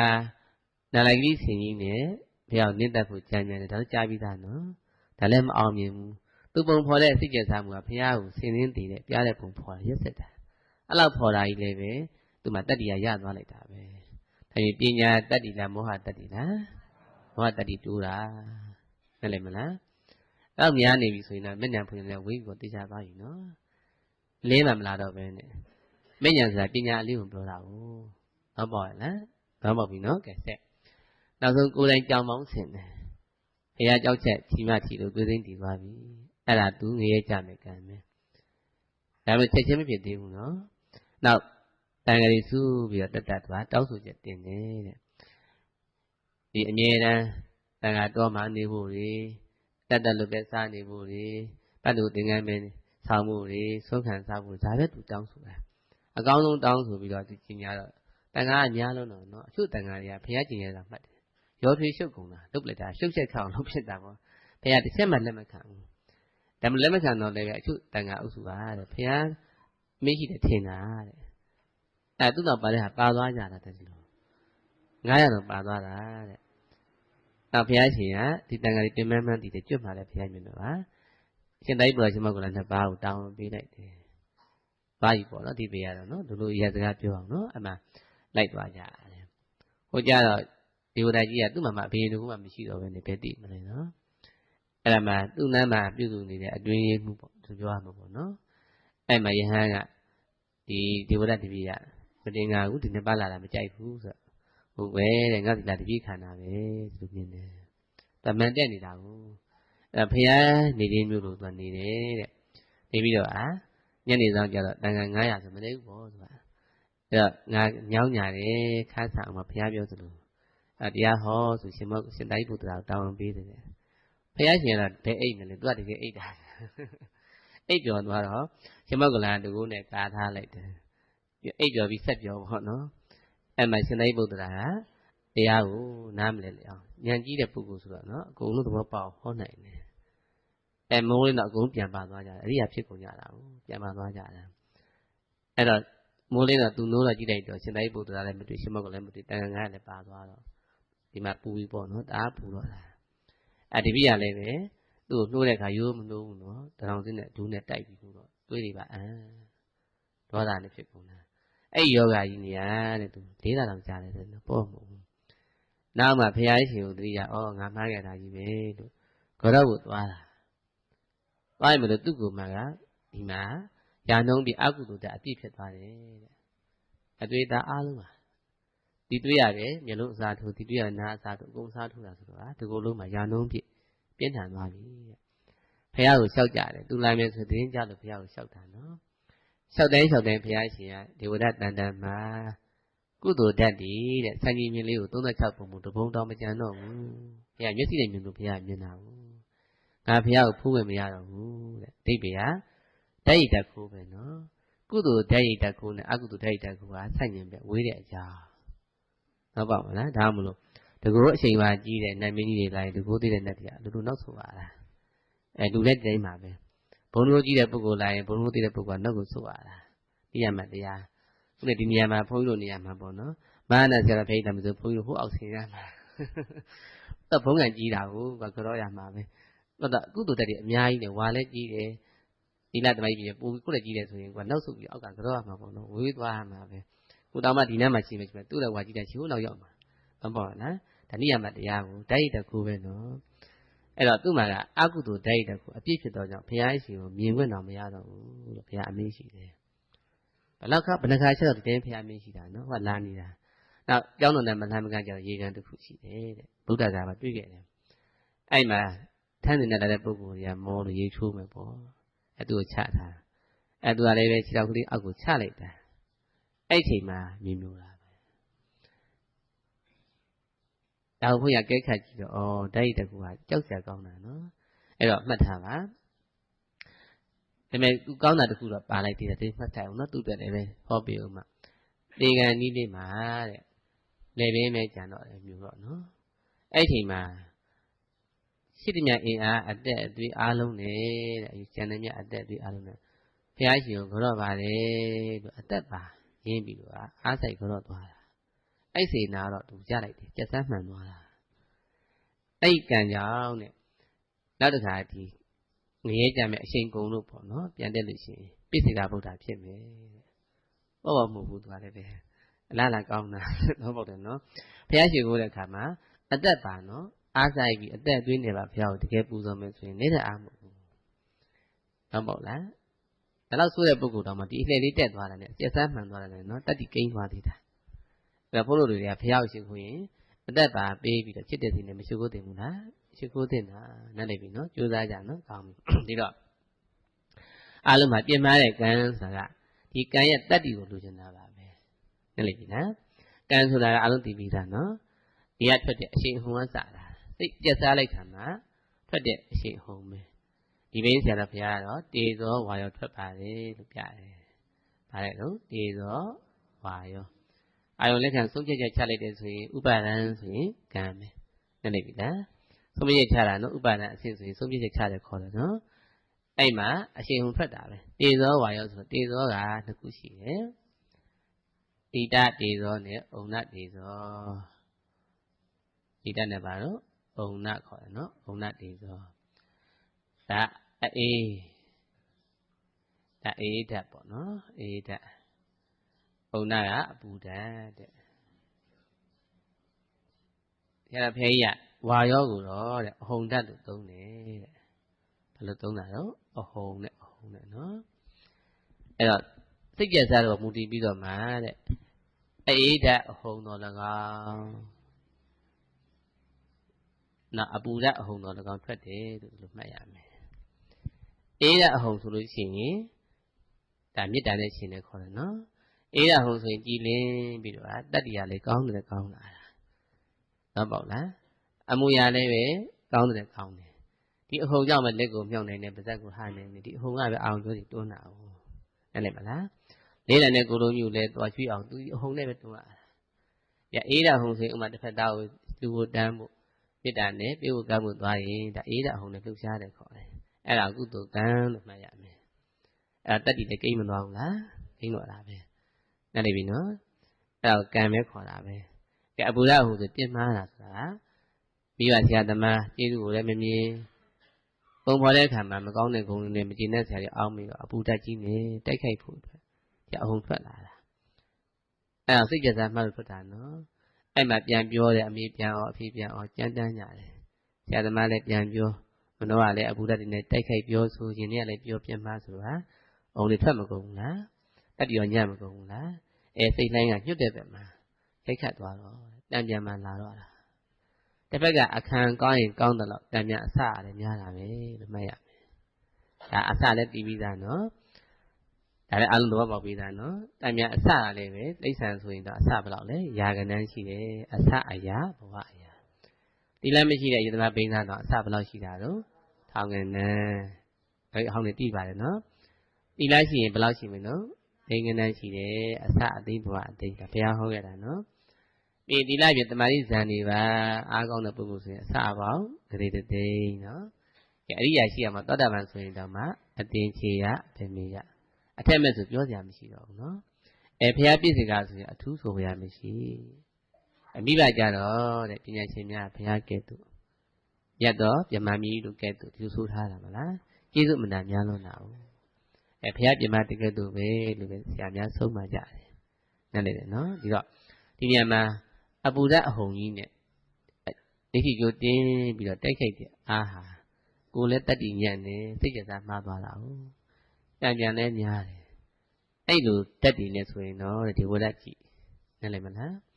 မြေတောင်မျိုးတယ်အရှင်လက်လက်အောက်ဆင်းသွားတာနော်ပေါ့လားအစကကောင်းကင်ပြန်တဲ့ပုဂ္ဂိုလ်နော်နိုင်ငံတော်ဖောက်နေတဲ့ပုဂ္ဂိုလ်ကဒီပြင်မာတဲ့စိတ်ကြစားမှုမျိုးတွေပြင်မာတဲ့ကံတတ္တိညာများလာတော့မြေတောင်မျိုးတယ်တပွားလေးနဲ့သွားတာနော်မဟုတ်ကြလားမဉ္ဇဉ်ဘုံညာဆိုဝေးရောအဲ့ဒီကဲမှာနာတာကဇရတမင်းသားမှာပူနာတာသူ့မှာပါတဲ့အရေးသွေးကမဉ္ဇဉ်ဘုံညာလက်လန်းမီလောက်တဲ့အရေးသွေးရှိတယ်သူ့မှာရှိတဲ့ဓာတ်ကနော်တော်တော်အားကောင်းတာဇရတမင်းသားဆိုရင်သူ့မှာရှိတဲ့ပညာဓာတ်တတ္တိဟာဘုရားသိတယ်တဲ့မဉ္ဇဉ်ဘုံညာလက်လန်းမီတယ်တဲ့ဗျာဒါပေမဲ့အပေါင်းမှာတော့ဒီဝရဆရာတင်ပြီးတော့အဖေတတ်မိတာစေနာဆိုးလေးနော်ဖြစ်ချင်တာတွေကသူကလည်းဖြစ်ချင်အောင်ကြံမှာအဲ့ခုနကကမ္မစနာဓာပါလာပဲနော်တောင်းတအကြောင်းကြံနဲ့လှည့်လိုက်တာပဲဒီကစတာနော်ကြောက်ရတယ်နော်ရှင်မြင်ဖြစ်ဖို့အတွက်ကိုသူကနှိမ့်တည်တွက်ပြလိုက်တာတို့ပေါ်ကလည်းကလေးကိုဖြည့်စည်းပုံကလည်းပဲပြည့်တဲ့ဘလောက်လဲအဖေတဲ့ဘလောက်လဲပေါ့ဒါအဖေတရားစောင့်မယ်ဆိုရင်နောက်နှစ်ပေါင်း20လောက်ဆိုရင်နန်းတက်ကနင်းနေမှာပေါ့လို့ပုံကအဲ့လိုအဲ့ဒါမြင်မြန်မရှိမှနေစောစောစီးပြင်ပြီးမှဖြစ်မှာပေါ့ဆိုတော့ကလေးကနားရအောင်ပြီးတော့ဘာလို့ရမလဲဆိုတော့တိုက်ငရဲကြည့်မှမကြည့်ဘူးဓာတ်နဲ့ထိုးဓာတ်ပဲခံလိုက်အဲ့တော့မျက်စိတွေလဲကုန်တော့ကလေးကမတတ်ဖို့ကြိုးစားတာစေနာကဖေးကိုဓာတ်နဲ့ထိုးတည်တဲ့ပုံပေါ်လဲဆိုတာကျက်စားတာမှားမသွားဘူးလားအဲ့ဒါအားမဟုတ်တာပြင်မတဲ့အားကြီးတာဘူးနောက်ဖေးကနေဒီယူရနေခဲ့ပေးလိုက်တော့လေပဲဘယင်ဖြစ်သွားချက်ချင်းပဲထောင်ကြတာယုံတယ်ပြီးတော့မတိမရှင်ဖြစ်နေတာအစာကိုတရားလို့ဆိုတော့သူကတည်းမတက်ရဲတော့အစာဖြတ်ပေးတယ်အစာဖြတ်ရင်ရေဖြတ်ဘာမှမကြောင်ဖြတ်တော့နောက်ဆုံးမရတော့လမ်းလျှောက်နေတာလမ်းလျှောက်တော့သူကဖိုးရင်စားတတ်တာကိုသောတာပန်ဆိုတော့ကြည်လင်းပြီးတော့နေတော့တယ်လမ်းလျှောက်လို့ဖြစ်တယ်ဆိုခြိပါဦးဓာတ်နဲ့ခွဲစားပဲတရားလို့တာပါမှားနော်အဲမဖြစ်မစားအပူဓာတ်ကြီးနေပြီပဲခါအချိန်များတာပွားတော့တံပြောင်းတက်ပြီးတော့ညမကုန်ဘူးလားဒါအစများသွားတာနော်သူ့သွေးထဲမှာကဖေးကြည်သူကအများကြီးစဉ်းစားဒီစိတ်ပေါ်တာကဥဒ္ဓအာဟာရနဲ့ဆိုင်မနေဘူးလားဖေးမေကျွေးခဲ့တဲ့အာဟာရစောက်ချောက်ခဲ့တဲ့ဥဒ္ဓနဲ့သူနေခဲ့တာလေဖေးနန်းတော်မှာနေရတယ်ဖေးဆောက်ပေးတဲ့နန်းတော်ဖေးပေးတဲ့ဝိစာတနဲ့နေရတယ်ဆိုတော့ဥဒ္ဓအာဟာရတွေကသူ့မှာထောက်ပံ့ထားတာစိတ်ပေါ်တိုင်းကဖေးကြည်သူကဒီမှာပေါ်နေတာဟုတ်ပါလားအဲ့လိုကျေစုကြီးနေတာယူသူမမြင်ဘူးဟုတ်ပါတယ်နော်အခုဘုန်းကြီးတို့တွေလည်းမှတ်ထားတာအခုထိုင်နေပြီးရနာတယ်မလားစိတ်ကအတစ်ပေါ်နေတာဖြစ်ရပေါ်တော့ဒီဘက်ဘာပါတာတော့ကံဥရုအာဟာရမလားအဲ့ဒါဥပနိတိယပစ္စည်းကဥရုအာဟာရပါနေတယ်နော်မိဘကကျွေးမွေးခဲ့တဲ့အာဟာရတွေကိုယ့်ဘက်ထဲမှာအများကြီးတတ္တိကိန်းနေတာမိဘပြတဲ့ဥတွေဝတ်ခရအများကြီးနဲ့လေလားအဲ့တတ္တိကကုသထောက်ပံ့လို့ရှိသေးတယ်လက်ထိပစ္စည်းရောဆိုအများကြီးရှိသေးတယ်ထောက်ပံ့လို့ရှိသေးတာအဲ့တော့အခုတွေးတိုင်းကြံတိုင်းမှာတရားမှတ်လည်းပဲသူတို့ကျေးဇူးပါနေတယ်ဟုတ်ပါ့လားအဲ့တော့မိဘကျေးဇူးတကယ်ဆက်ရှင်နေဆိုရင်တဲ့ကြ ကြေတာတော့မကြေဘူးနော်ကြေတယ်မပါဘူးနော်တကယ်ဆက်ရမြည်ဖို့ဆိုရင်သူတို့ပေးတဲ့အထောက်ပံ့နဲ့စိတ်ကိုတဲ့မဲ့ရန်ဖူရန်အဖြစ်နဲ့ပြတ်သားနိုင်မယ်ဆိုရင်တော့တဲ့ကျေးဇူးဆက်ရမြည်တယ်ဟုတ်ပေါ့လားမိဘပေးတဲ့အင်အားအထောက်ပံ့ကိုပြီးတော့တဲ့ဒေါသမပါမာနမပါဘဲနဲ့တဲ့ဣတိတာစင်ကြယ်ဆိုတာအာယုံအညစ်တမရှိပဲပြတ်သားနိုင်တဲ့ပညာအလင်းရအောင်အားထုတ်လို့ရှိရင်တဲ့သူတို့ကျေးဇူးဆက်ရမြည်တယ်ဟုတ်ပေါ့လားဒါအကောင်းဆုံးနည်းတဲ့ကျေးဇူးဆက်ခြင်းခေါ်တယ်နော်ဒါပေမဲ့လည်းပါပါတယ်မိဘနှစ်ပါးပကုံးထက်မှာတင်းတယ်လက်ဝဲလက်ရာကတော့အရင်ပွားကြတော့တင်းရဲပဲတင်လိုက်တော့မိဘနှစ်ပါးနော်တင်ပြီးတော့တဲ့နှစ်ပေါင်း100တုတ်ကြည့်ပါတဲ့ကျေးဇူးဆက်ရမမြည်ဘူးတဲ့မိမိကိုယ်တိုင်ကမဉ္ဇဉ်ဖူရရအောင်ပွားများမိဘကိုလည်းပဲမြင်အောင်ပြန်ပြောပေးဒါဆိုကျေးဇူးဆက်ရမြည်တယ်နဲ့လည်းမယ်နော်မိဘမရှိတော့ဆိုလည်းပဲကိုကကြိုးစားပွားများပေးဆက်ရမြည်ပါတယ်ဒီအမြပြေးဝေးနဲ့လည်းနော်ဒါအကောင်းဆုံးအင်အားအကောင်းလှိုင်းနဲ့တန်ပြန်ပြီးတော့သူပြုပြင်ပေးတဲ့သဘောပဲနဲ့လည်းမလားကျေးဇူးဆက်နေတာဟုတ်ပေါ့တယ်နော်ဒါမြင်ကောင်းပြီဒီညမှာဘုန်းကြီးတို့ကိုယ်တန်တန်မှာကမတိခင်ကဒေါသအလျောက်အပူရအဟုန်ကြီးတွေနဲ့ပေါ့နော်ဒီဘက်ကအပူရအဟုန်နဲ့တက်ခဲ့ခဲ့တာတွေနေမလားများမလားခဏနိုင်ရင်ပြောတင်းတယ်နော်အဖိုးကြီးနဲ့တင်းတယ်အဖွားကြီးနဲ့တင်းတယ်မပြောကြဘူးလားအဲ့တော့အတူနေမိဘဟာကျေးဇူးလည်းများတယ်တိုးတော့မနေတတ်ရင်လည်းဒေါသခဏခဏဖြစ်တယ်မိဘတွေကအဲ့တော့ကွာဟချက်ပေါ်တိုင်းဒေါသဖြစ်တော့ပြမမိတာတွေကမနေဘူးနဲ့လေနော်ဒီပြင်ဘုရားဟောပြီးသားအရာကြည့်လိုက်တော့တလောကလုံးရှိတဲ့တတ္တဝါအကုန်လုံးမတော်ဘူးတဲ့အမိမတော်ဘူးတဲ့အဖမရှိဘူးလို့ဆိုထားတော့အကုန်ကျေးဇူးရှင်ကြီးပဲအဲ့တော့ဘုသူ့ဘောဖြစ်ဖြစ်အကြောင်းမင်းကြီးလို့တင်းလိုက်တယ်ဆိုရင်ပြမရကြမနေဘူးလားအဲ့ဒါတွေကတတ္တိဖြစ်နေကူမှပါမနေဘူးလားပါနေပြန်တယ်ဘလောက်အချိုးစားရှိတယ်ဆိုတာမမှန်းတောင်ရှိနေကြတယ်နဲ့လေပြီနော်အဲ့ဒီတတ္တိလေးတွေဟာတဲ့ဒီတရားရှုတဲ့အခါမှာမောဟအသွင်နဲ့တော့ပါလာတာ哦နဲ့နေပြီလားမောဟအင်အားအနေနဲ့ပါလာတော့မမြင်နိုင်ဘူးတဲ့ဖောက်မမြင်နိုင်ဘူးနဲ့လေနော်အော်နိဗ္ဗာန်ဆိုတဲ့သဘောတရားကတဏှာအဆက်ပြတဲ့သဘောတရားကအရေးသွေးအမှန်တန်မြင့်တဲ့ဘုရားရှင်ရဲ့အတွေ့အတာဘုရားရှင်ရဲ့စိတ်နဲ့ပြစားထားတဲ့တရားဖြစ်နေတာဘူးဟောပေါ်ရလားဘုရားရှင်ရဲ့အမြင့်ဆုံးအရေးသွေးရှိတဲ့တတ္တိရောစိတ်ကောပေါ့နော်အဲ့လိုအင်အားနဲ့ဖောက်ထွင်းပြီးတော့မြင်ထားတဲ့တရားတော်ဖြစ်နေတယ်ဟောပေါက်တယ်နော်အဲ့တော့တောင်းတယုံအင်အားနဲ့လက်လန်းမိပါမလားမိနိုင်ဘူးဟောပေါ်ရလားဒါကိုယ်တိုင်ကိုလည်းဝမ်းသာကြနော်ဩသူများဟာသဘောလေးထိုက်တလားပေါက်တာဟာတော်တော်ကုသိုလ်တတ်များလို့ပဲဝမ်းသာရမှာလက်လန်းမိလို့နော်ဒါဘုရားရှင်ကလက်လန်းမမိနိုင်တဲ့ပုဂ္ဂိုလ်ဆိုရင်ဘုရားပြမန်းကောင်ဟောကုန်မဟောတာခုနပြောခဲ့တဲ့အဖိုးဖွားမြောက်ကြည့်ပါလားနော်ဘုရားမဟောဘူးထားလိုက်တော့တာပဲဘလို့ထည့်ပေးပြီးမရနိုင်ဘူးဒီချက်ကိုမကိန်းနိုင်တော့ဘူးနားကနေထည့်ပေးလေဒီချက်မရောက်နိုင်တော့ဘူးမျက်စိကထည့်ပေးလည်းမရောက်နိုင်တော့ဘူးဘလို့မှမရောက်နိုင်တော့ဘူးညှတန်းပြီးတော့နေတော့ဘလို့မှမရောက်နိုင်တော့ဘူးဟုတ်ပါလားသွားဆုံးမရင်တောင်မှပြင်မအောင်မတရားဘူးနားတဲ့ပုဂ္ဂိုလ်ဟောတဲ့ပုဂ္ဂိုလ်တော့ဟောနိုင်ရန်ကိုသူကဘုန်းကြီးမလို့ဟောတာကိုလုပ်ရင်လုပ်ပါလေဟုတ်ပေါ့တယ်နော်သူကဒေါသပေကိုပြောလေပဲစိတ်ကြီးကပြန်ပြင်မရင်ပြင်မနေမှာတော့ဘုန်းကြီးဘာမလို့လို့ဘုန်းကြီးမလို့ပူမရှိလို့ပြောနေတာငါတို့ကပူရတယ်ဆိုတော့ပြန်ပြင်မနေမှာဟုတ်ပေါ့လားတားကြမ်းတမ်းနေဘလို့မှဟောလို့မရဘူးဟောတဲ့ပုဂ္ဂိုလ်တော့ပြန်ပြင်မတာနဲ့လေနော်ဒီတော့မှတ်ထားပါကိုယ့်ရဲ့တဏ္ဍာမှာခုနပြင်းမာတဲ့ကံရဲ့တတ္တိစွမ်းအားတွေတဏ္ဍာလိုင်းနေပြည့်နေမယ်ဆိုရင်တဲ့တရားရှိတဲ့ကမောဟအသွင်နဲ့သူကလွှမ်းမိုးပါလာတာဘလို့မှသဘောမပေါက်နိုင်ဘူးနဲ့လေပြီလားတချို့ဆိုရင်နေသိမြတရားရှိရင်မှောင်နာနေတယ်ဘာမှမမြင်ဘူးဆိုရှိသေးတယ်တရားရှိမယ်လို့မျက်စိမြင်လိုက်ရင်မှောင်နေတယ်ဗျာဘာမှကိုမပေါ်ဘူးဖြစ်နေတာဩဘုန်းကြီးကြည့်ပြီးတအားကြောက်တယ်တချို့ဆိုတရားရှိတော့မယ်ဆိုရင်ရှုပြီးဆိုမှပဲအကျော်တွေတင်ပြီးငိုက်နေတာပဲလွတ်လို့မရတော့ဘူးဒီတရားနာလို့ကိုမရတာပါသေးတယ်နာပြီဆိုရင်အိပ်ပျော်နေပြီနာရင်အိပ်ပျော်နေပြီဘောလုံးမတချင်းဆိုရင်တော့လမ်းနာပဲလွတ်လို့မရဘူးအဲ့တော့မှသူတို့မှာကခုနကအမှောင်တက်အုပ်စုပေါ့နော်အင်အားကြီးများလုံးနေတာတော့ပေါ့ရလားအဲ့တော့များလုံးနေမှတ်ထားပါစီဝါလည်းမတက်ဘူးတက်လိမ့်ပြီနော်အပူဓာတ်ရှိဖြစ်တော့ကြောင့်တူတော့ကျိုးပြီပူစရာတွေပဲလာမှာပဲတက်လိမ့်မလားစိတ်ကတခါဒီပေါ်မှီပြီးတော့အာယုံဆွဲတာကိုဒါရင်ဖန်ဆင်းတယ်လည်းခေါ်ပါတယ်တောင်းတတယ်ဆိုတာဖွဲ့တာပဲအင်အားရှိတယ်နော်သို့တော့သူ့အင်အားကပြောင်းမြန်အပူဓာတ်အင်အားဖြစ်တော့အေးဆွဲလည်းမရတော့အပူပဲလာတော့မှာ နဲ့လည်းမလားအဲ့တော့ချုပ်နှောင်ထောင်ကြတာတွေစီဝါပြက်တာတွေယောဂဆိုကြီးတွေဝင်တာတွေအချိမထအပြောခံရတာတွေဆွဆွဲပြောဆိုတာတွေစီဝါပြက်တာတွေဒီဘက်ကွဲတာတွေပြီးလောင်တာတွေတန်ဆယ်ပါးဆိုကြားဘူးတယ်မလားပြန်ဆိုကြည့်အောင်နော်သွေးအံ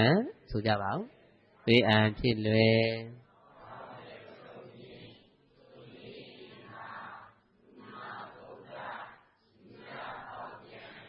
နေနံသင်္ခန်းကျန်တန်းဆူဆွဲ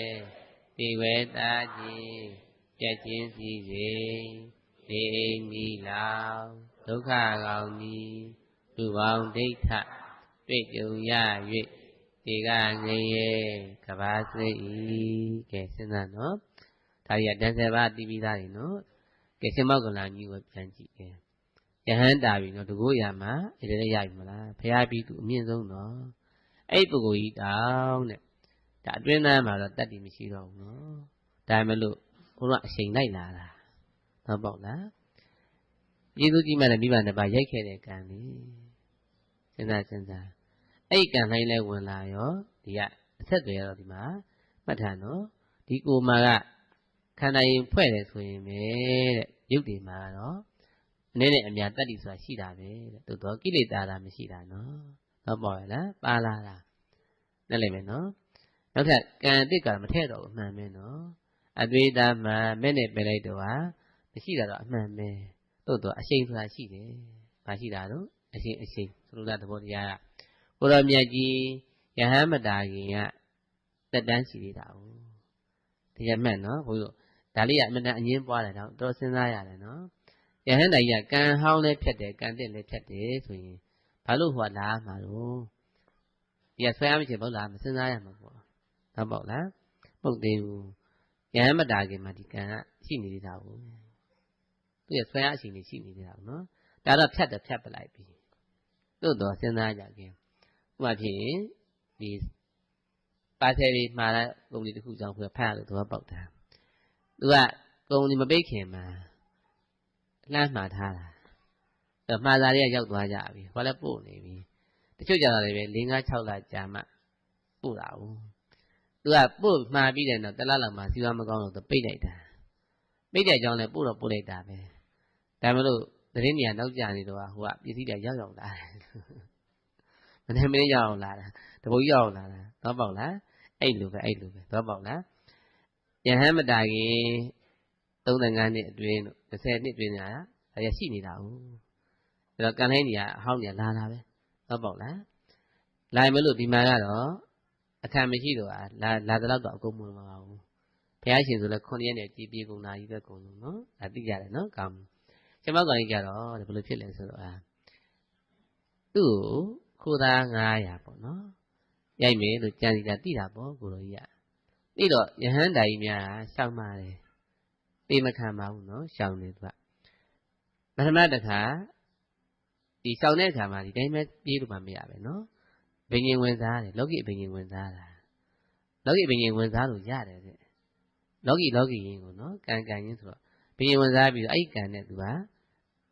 ကောင်းကင်ပြန်သွားလွတ်တယ်တစ်ခါနှစ်ခါသုံးခါကြတော့ဟာတဲ့ပြီးပါပြင်မဲ့အခါအားကြီးတော့ဟာလောကီအပင်ရင်လောကီရင်းတိုက်တော့မရဘူးနော်ကံရင်းကြတော့မနိုင်တော့ဘူးအဲ့မှာဘိငင်ဝင်စားတာမရတော့ဘူး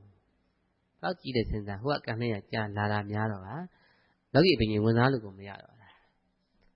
မရတော့မှလောကုတ္တရာနဲ့ပဲခံရတော့လားတော့ပေါ့လားဖွင့်စားပြီးတော့မှရိတ်ခံရတာကိုယ်တဏ္ဍာစိတ်မနာပေါ့ဟောတေးပြီးဆိုပြီးထားမဲ့ခဲ့တာဖွဲလို့ဖြစ်နေတာအဲမလို့ကိုယ်သိမသေးဘူးဖွင့်စားတယ်မသေးပါဘူးအဲသူပြန်သွားတော့မှဘင်းတို့ပြန်ဝင်စားလို့ရသွားတယ်အကိုပြန်ဖွဲ့ရတော့လားဖွဲ့ပြီးကောင်းရင်ပြန်ပြီးဖျားစီသခွင့်တောင်းရတာပြီးတော့ဒီမှာပြန်ပြီးတော့မှလိမ့်မှန်ပြုပါတယ်ဖြစ်ခဲ့ဘူးတယ်နော်ကံဘယ်လောက်ကြောက်စရာဆိုစဉ်းစားကြည့်ဒါပေမဲ့ရပြီးသားဖို့တော့ဖြည့်ဆည်းလို့ရပါမလားမဖြတ်ပါဘူးနော်တော့ပေါ့လားဒါလောကီအပင်ရင်တော့လုံးလို့မရဘူးဒါလောကီကံနေဆိုလောကီကင်းတိုက်လို့မရဘူးလောကုတ္တရာနဲ့တော့လွတ်တယ်တော့ပေါ့လားဒါမြင်တရားမှန်နော်တကူကြည့်တဲ့ပုဂ္ဂိုလ်တောင်မှတကူဝင်စားလို့မရတာဒီကံကြောက်စရာကောင်းတယ်နားလည်ပြီလားတော့ပေါ့ပြီနော်ဒါမြင် အားလုံးမှတ်ပါကိုမသိခင်ကပြင်းမှမိတဲ့ကံတွေကများစွာရှိမနေဘူးလားကိုကမဉ္ဇဉ်ပူညာမရခင်ဆိုရင်ဒီကံတွေပိတ်နေရပါမလားရအောင်သောက်ပေါက်တယ်နော်ကောင်းပြီဒါဖြင့်သောက်ပေါက်ကြပါဒီကံတွေကြောက်ခြင်းကဘုန်းကြီးကဘယ်လိုလုပ်ကြမလဲလို့ကြည့်တဲ့အခါမှာအမြန်ဆုံးဒီထဲမှာတတ္တိပြောင်းနေနည်းကဖရာအာယုံကျက်စားရမှာစိတ်ကနော်ဖရာရှင်ပုံကိုလည်းဖော်ရတယ်ဂုံလည်းအောင်းမရတယ်ဖရာပုံကြည်ညိုပြီးတော့ချစ်တဲ့စိတ်ဖော်ရတယ်ဓာတ်ရည်တကူအားဖြင့်လည်းပဲဖရာဓာတ်တော်ကိန်းရဆိုတော့ဖရာဓာတ်တော်ရဲ့ဓာတ်ရည်တကူကစัจ java လာတောင်းချီပြန့်နှံ့နေတာရှိပါရှိတယ်တဲ့ဒီ TV တိုင်းများလွတ်တယ်လို့ပေါ့နော် TV တိုင်းများကလင်းနဲ့စမ်းလို့မရတော့လည်းပဲစက်နဲ့ထောင်ဖမ်းတော့မိတယ်မလားရှိနေတာအမှန်ပဲအဲ့ဒါကိုဘုန်းတော်ကတကယ်ကြည်ညိုပြီးဖရာကိုတကယ်ချစ်တဲ့စိတ်နဲ့ရအောင်နှလုံးသွင်းမှာဒီလိုကြက်စားရင်တတ္တိဝင်သွားလိမ့်မယ်နားလည်ပြီလားအဲ့တတ္တိနဲ့ဒီတန်ပြန်အားအမှန်ကြီးတဲ့အင်အားပဲနားလည်ပြီနော်အဲ့အင်အားကငကိုရှိတဲ့တတ္တိကိုဖြိုခွဲနိုင်တယ်ဖျက်ဆီးနိုင်တယ်သို့တော့အကျဉ်းအရေးအတွက်ကတော့ဘုန်းတော်မှန်းတတ်ဘူးအကန့်စမြဲတာမဟုတ်ဘူးနော်ကိုယ်စေနာအင်အားဘယ်လောက်မှန်းလဲကွာမမှန်းတတ်ဘူးအဲ့တော့ကိုယ့်ကိုယ်တော့သိမယ်အားလုံးတော့မမှန်းတတ်ဘူးနော်သို့တော့စေနာတကယ်တန်လို့ဖះကိုချစ်လို့အသက်ပါပေးရတဲ့စိတ်မျိုးနဲ့တကယ်ချစ်တဲ့စိတ်နဲ့ဒါပူဇော်မယ်ကြော့မယ်ဆိုရင်မြန်မြန်ပြေးတယ်ဒါတော့ဘုန်းကြီးအာမခံတယ်ညာနေမယ်ဆိုရင်ဟန်ဆိုရင်ဟန်ပဲလာမှာပေါ့တော့မဟုတ်လားဟန်တော့မရဘူးဒီတရားသဘောတရားပရမတ္ထဆိုဟန်တရားမဟုတ်ဘူးနော်တကယ်ရှိတရားအဲ့ဒီလားဟန်ဆိုရင်ဟန်ပဲလာမှာပဲအကျိုးပေးလဲဟန်ပဲနေမှာပဲတော့ပေါ့လားတကယ်ဖះနိနေကချေးပြီးကြည်ရဲစိတ်ဝင်လာရမယ်တိုက်တယ်လဲဖြစ်လာရမယ်ဖြစ်လာရမယ်နော်ဣဒအဟုန်လေးပြတ်ပြီးတော့အားကောင်းလာရမယ်ဒီလိုကြက်တဲ့ဝင်းရှင်ပြပြီးလာအောင်ထိကြက်ရင်ပိုကောင်းတယ်ဟုတ်လိမ့်ပြီလားအဲ့ဒီတရားအောင်ယူပြီးတက်တော်ကြီးမှာကြောပါတဲ့ဒါတော့ရင်ဒီတက်တီတွေညံ့တာတွေကောင်းသွားမယ်သို့တော့မဉ္ဇဉ်ဘုံညာပတ္တတာကြတော့တဲ့ပြင်စံရိယကံဆိုရင်တော့မဉ္ဇဉ်ဘုံညာလက်လန်းမိတော့အောင်တော့မကောင်းဘူးတဲ့ကြံကောင်းမှာမဟုတ်ဘူးတဲ့ခုနပြောတဲ့ဒရတမင်းသားအဖေတတ်မိတာနော်မရတော့ဘူးနော်မဉ္ဇဉ်ပူညာဘုရားတမညဖတာတုတ်တံဟောတော့တကယ်လို့သာတဲ့ဖေတတ်တဲ့ကံတတ်တည်တာမရှိရင်သူမဉ္ဇဉ်ပူညာရမှာတဲ့ခုကမရရှာဘူးတဲ့ဘုရားကအမိရှိတာနော်ဘုရားကိုသူသိတရားပြုတဲ့ပုဂ္ဂိုလ်ဒေဝတာကြီးရပါမလားမရဘူးယဟန္တာတတ်မိတဲ့ပုဂ္ဂိုလ်မရဘူးအမိတတ်မိတဲ့ပုဂ္ဂိုလ်အဖတ်တတ်မိတဲ့ပုဂ္ဂိုလ်မရဘူးနော်တန်ခါသိခွဲတဲ့ပုဂ္ဂိုလ်ရပါမလားမရဘူးဒါတိုးတော်လည်းပဲတဲ့ကြော့တာတော့အကျိုးမရဘူးတဲ့ငရဲတက်တန်းရော့တယ်ဒီတက်ရပေါ့တော့မဟုတ်တော့ဝင်တော့ဝင်သွားတာပဲစက်ဆိုင်ရဝင်တော့ဝင်သွားတာနော်ငရဲတက်တန်းရော့တယ်ဒါလေးတော့သိရမယ်တက်တန်းရော့တယ်တက်လာရင်လည်းသူအကောင်းသားဖြစ်မှာအဲ့တော့ကြော့တာတစ်ချက်မှမရှုံးတော့ပေါ့လားငါအလွန်မင်းမှားလို့ဆိုပြီးတော့ပြစ်စလက်ချမထားနဲ့နော်များကြော့ပြီတော့ပါကြော့ပါများလို့ရှိရင်ငရဲတက်တန်းရော့သွားနိုင်တယ်တက်လာရင်လည်းအဆင့်မြင့်မယ်ဆိုတော့သိထားရမယ်ကံရှိကအဲ့လောက်ထိနဲ့ဆိုင်တယ်နော်နဲ့လိုက်ကြပြီလားဒါပြင်ကောင်းပြီဒီတော့အခုကြော့ကြမယ်ကြော့တဲ့အခါမှာနှလုံးသွင်းဆိုတာစိတ်ကြစားတာအရေးကြီးဆုံးပဲနဲ့လိုက်ပြီနော်ကဲကြော့ရအောင်နော်အားလုံးဘုရားရဲ့ကျေးဇူးဂုဏ်ကြီးအောင်းမရအောင်နော်ဒီမတန်ချစ်တဲ့မေတ္တာတရားဆိုတာလေကျေးဇူးကိုအောင်းမိမှသာလေတဲ့မိမိရဲ့နှလုံးအင်ရထွက်ပေါ်လာမှာပါတဲ့စိတ်အစာစားမှထွက်တဲ့တတ်ပါနော်ကုသိုလ်တတ်ပါပဲဘုရားရှင်ရဲ့ကျေးဇူးတော်ကိုနှလုံးသွင်းကြမယ်နော်ဘုရားရှင်ကိုယ်တော်မြတ်ကြီးဟာญาတိပန်းဆင်တဲ့ဘဝသူ့မိသားရဲ့တဲ့အဲ့ဘဝတည်းကနိဗ္ဗာန်ကိုယူမယ်ဆိုရင်တဲ့ရပါပြီတဲ့သို့သောဘုန်းကြီးတို့ဝင်ပါအားလုံးတတ္တဝါများအပေါ်မှာအမှန်ကြီးမားတဲ့မေတ္တာကရုဏာအားဖြင့်ဘုရားစုပန်းတာတဲ့ဘုရားစုပန်းနိုင်တဲ့ယောက်ျားဟာအမှန်ရှားပါတယ်တဲ့ဒါကြောင့်ဘုရားစုကိုယူခဲ့တယ်တဲ့မှတ်ကြပါလေးတင်ချင်းနဲ့ကဘာတသိန်းကာလကိုဖြတ်တန်းခဲ့ရတာ10ပါးသောပါဠိဖြည့်ရပါတယ်ဒါအေးဒါအဟုန်လေးနဲ့အတွေ့အကြုံမှာကံတတ်တည်တွေကိုထည့်တာခေါ်တယ်နော်ဒီတော့မှဖွဲ့စည်းပုံလေးနဲ့ကောင်းတဲ့ကောင်းလို့လက္ခဏာ32ပါးပြည့်တည်တိုင်အောင်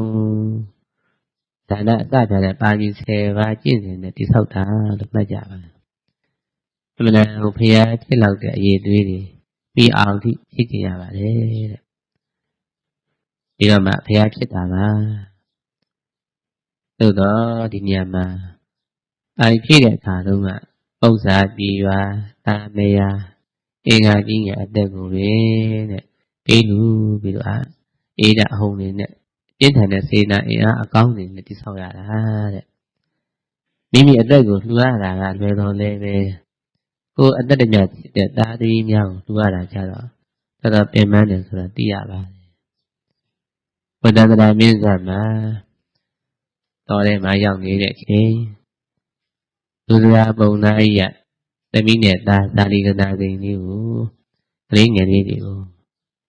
ပြုံလို့ဖို့ဆိုပြီးလာအလူခံတယ်တဲ့လောင်းတော်ကြီးကအမတန်သဘောကျပျော်သွားတယ်သားသမီးကိုအလူခံရဲ့တဲ့အလူခံဆိုတာကရခဲ့ပြီချင်း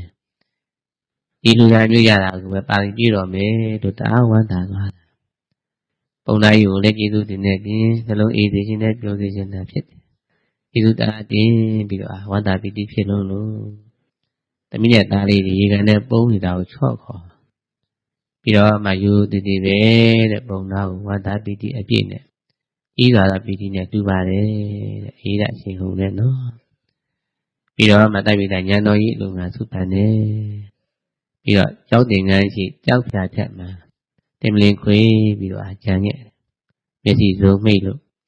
ပီတိစားတယ်ခေါ်ပါတယ်ဒီပုံနာကခေါ်သွားရင်မလှမ်းမကန့်ကြတော့ကောင်းကောင်းမခေါ်ဘူးတွေ့ရုံနဲ့ချီရိုက်နေတော့ကလေးရရုံရကန်ကြတော့ပုံနာကအားမရှိတာကြောင့်လဲသွားတာကလေးရနှွေရိုးလေးဖြုတ်ပြီးတော့ပြန်ပြေးကြတယ်ပြေးထိုင်ပြန်ပြေးတာနော်ကြောက်ဖြာတစ်ဖက်ကျတူထားပြီးတော့ဖောင်လေးတွေလှုပ်ညနာလည်းမြေလေးရွှဲလို့ပုံနာရဘယ်လိုလဲဆိုတဲ့အကြောင်းနေအမှန်တော့မထည့်ဘူးတောင်းမှတီးတာပြောကြတာလောင်းတော့ရကြားလာတယ်တဲ့တော်တော်မျက်စိမိတ်ထားရင်းနဲ့ပဲကောင်းမလဲနော်အဲ့ပုံနာပြန်ဆွဲခေါ်သွားတယ်တဲ့ဘုရားရှင်အမိန့်ရှိပါတယ်စေတသူထိုချိန်တုန်းကငါဘုရားအလောင်းတော်ရဲ့နှလုံးအိမ်ဟာတဲ့တန်ဒီအရေးကျိုးတဲ့ပပဲဘူးထဲမှာထည့်ထားတဲ့တန်ဒီငယ်ကြီးလိုပဲတဲ့အမတန်ပူလောင်ပါတယ်တဲ့သူပူတဲ့အချိန်ဟာပြည့်ရဖြစ်နေကြတဲ့အခါအချိန်ကြောင့်ကြတော့တွေးနေကြတာတဲ့ကြီးနေအောင်ကြပါတယ်တဲ့အဲ့လိုခံစားရပါတယ်ဘုရားရှင်အလောင်းတော်ဒီခံစားမှုကိုဘယ်လိုများဖြည့်တယ်လဲလို့ကိုယ်တို့ကြည့်တဲ့အခါသဘောတည်းဖေရတော့ရသနားလျောင်ပြောရရင်မေတ္တာဓာတ်ကိုကြီးမားစွာနဲ့ဖြတ်တာပါဘုရားဆိုတာဒီတာသမီလေးတစုအတွက်အချိန်ပေးပြီးတော့မေတ္တာထားမယ်အင်းမြောင်းသောမေတ္တာပိုင်ရှင်မဟုတ်ပါ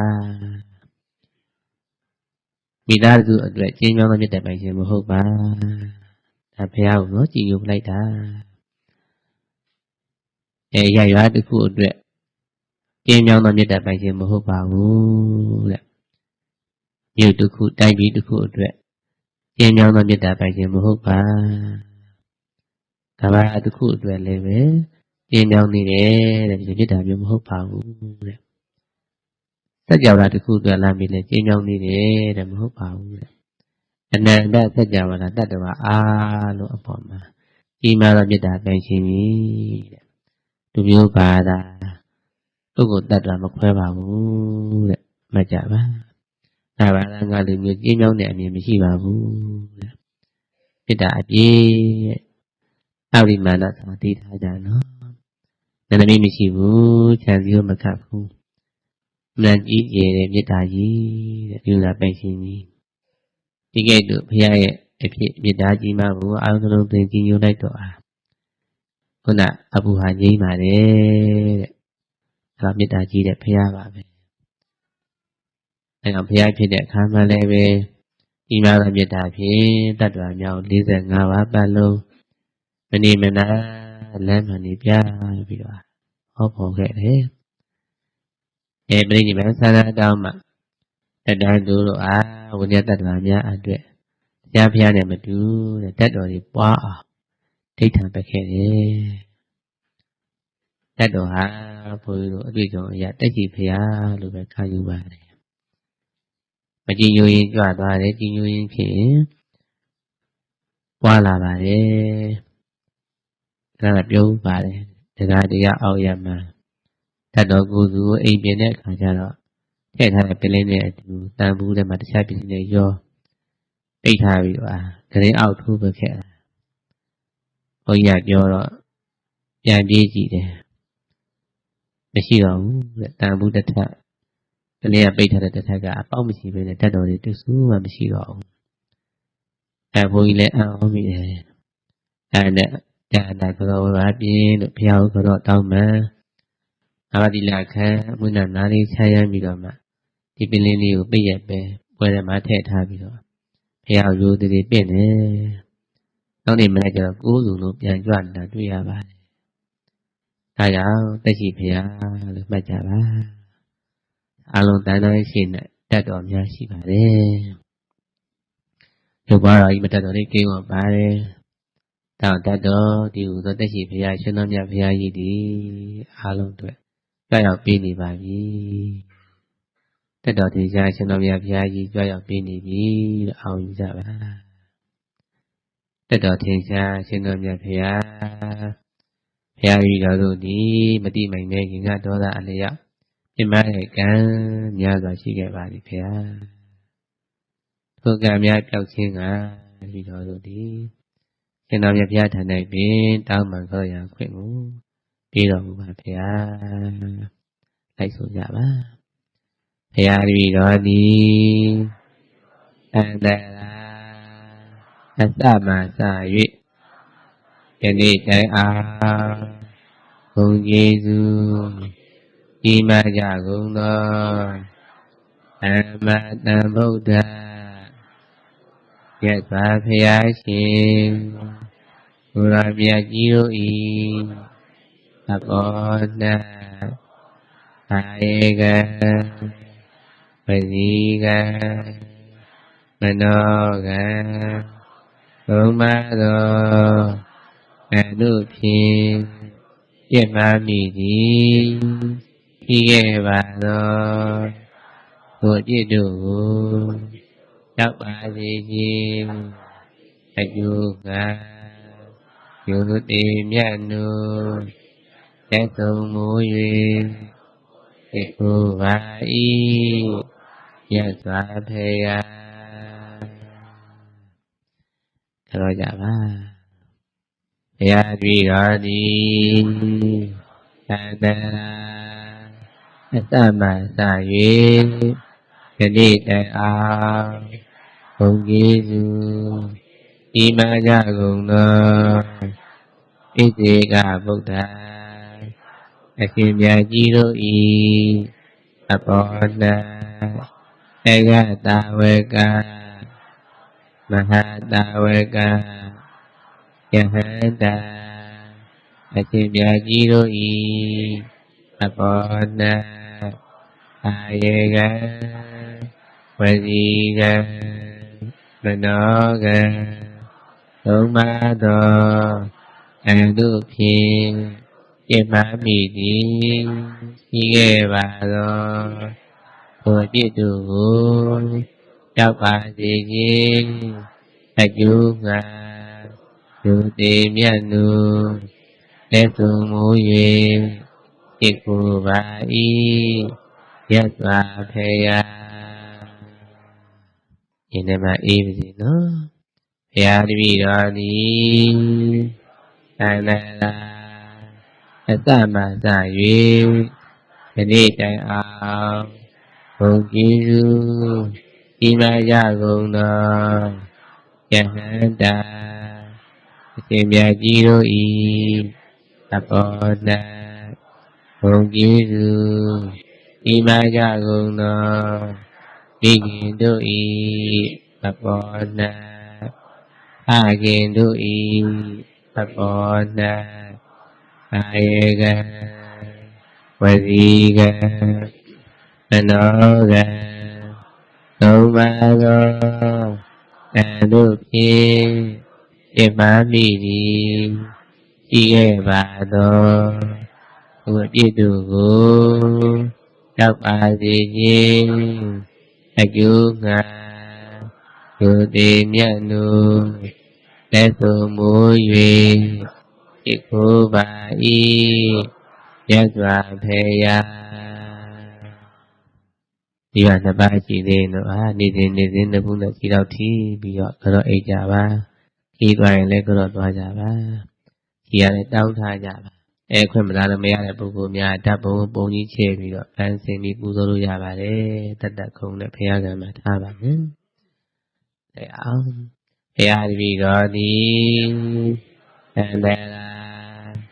Tất mà xa duyên Thế đi tại ao Hồng Giêsu Ima gia gồm đó Ni ma di ya Su châu gia duyên Hồng ma bị đà đó Thea tâm á lưu y Thà bò na Y la gồm Thà ma đi gồm Y nhà gồm lưu gồm Y chiên này ye Y gia gồm đó Bogo Yaha Bogo Ariya Bogo Roi Abona Tôn Giêsu Tima Gia Gồm Đó Ea Đama Rù Hộp Yộp Gia Ta Sông Ma Bì Đà Đó Ea Đama Rui Abona Ayega Maniga Manoga Tomado Anupi Emamini Igevado Tupidu Chaupadigi Ayuga Yudimyanu Kesumuye Ikubai Giác và thề ya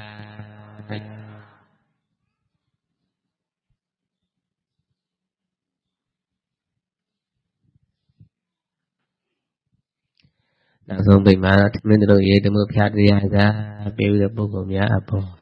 cái mà bị đẹp gan tôi lên thôi cả mẹ ya đi đó đi đây là hay sao mà xả duyên nhà đi tại ao tại biến tên lô y đẹp mô ta đi phi phi cái chi mì áo bà mũ giò y du xê ô gô lô y áp on na ai ghê gà mai đi gà mai nó gà không ma đô à đô phi cái má mi đi Iye và đó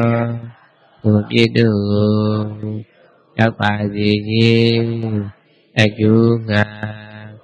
Yêu tìm nhận được Thế tôi ngủ dê Chiếc khu bà y Chắc là thầy Rồi chào ba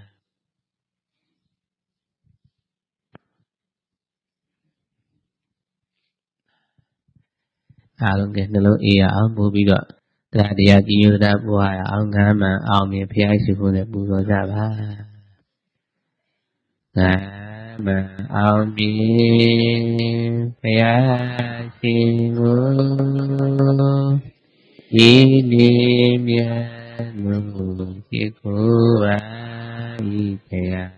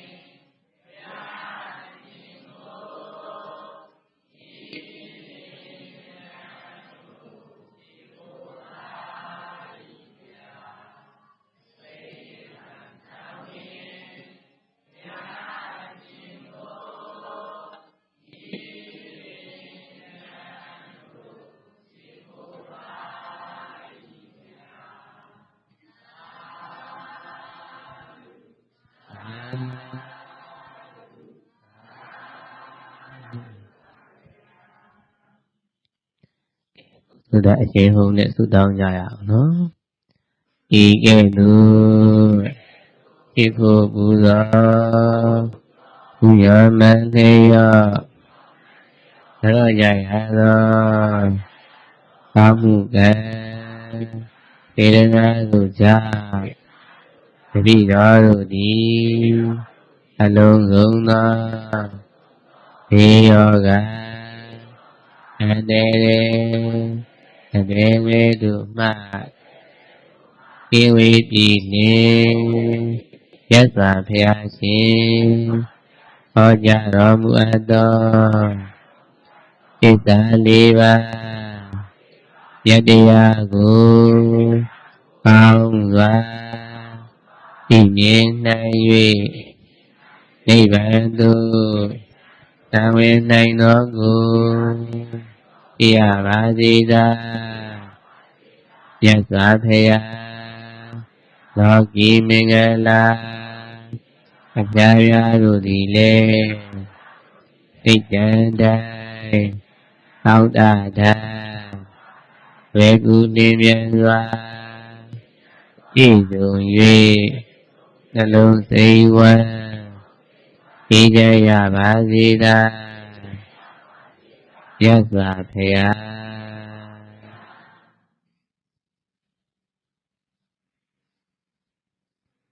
ဖေးရအောင်နော်ဣမဓမ္မတူဆိုကြမယ်ဣမ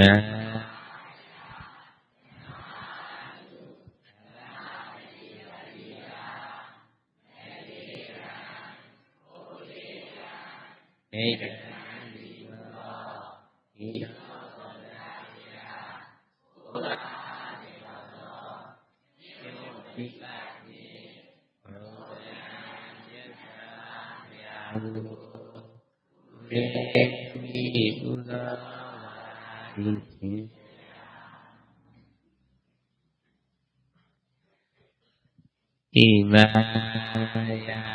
ဓမ္မတုဓမ္မပတိပတ္တိယမေလိယဟောလီယ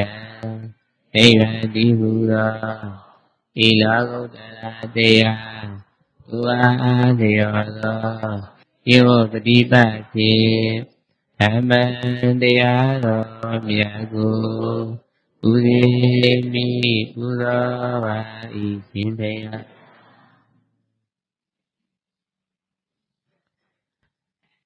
ဣမယဓမ္မတုဓမ္မပတိပတ္တိယမေလိယဟောလီယနိဗ္ဗာန်တိဟူသောဤလောကုတ္တရာတရားသူအားလျော်သောယေဝပฏิပတ်ဖြင့်သံဃာတော်မြတ်ကိုပူဇေမိပူဇော်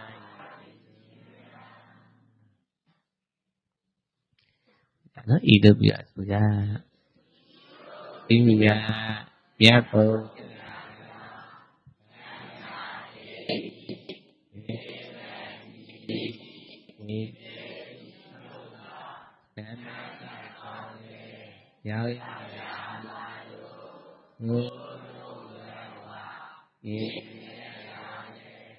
ဒုက္ခပေရ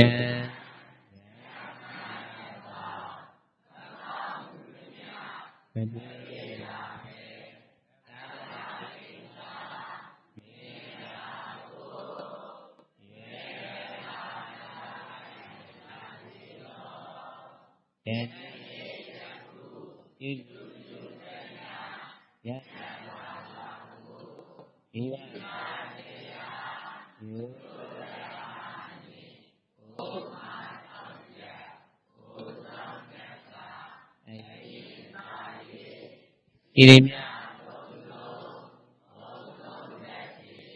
ဣတိဝေညာညာဣမြ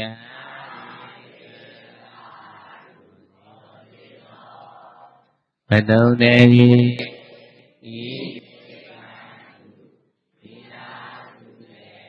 တတိအမှု၌ဤသေးသော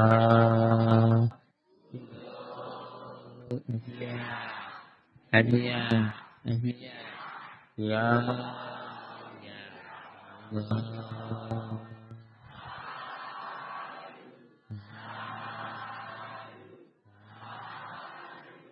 ကုသိုလ်အမြတ်အမြတ်အမြတ်ရောမူရ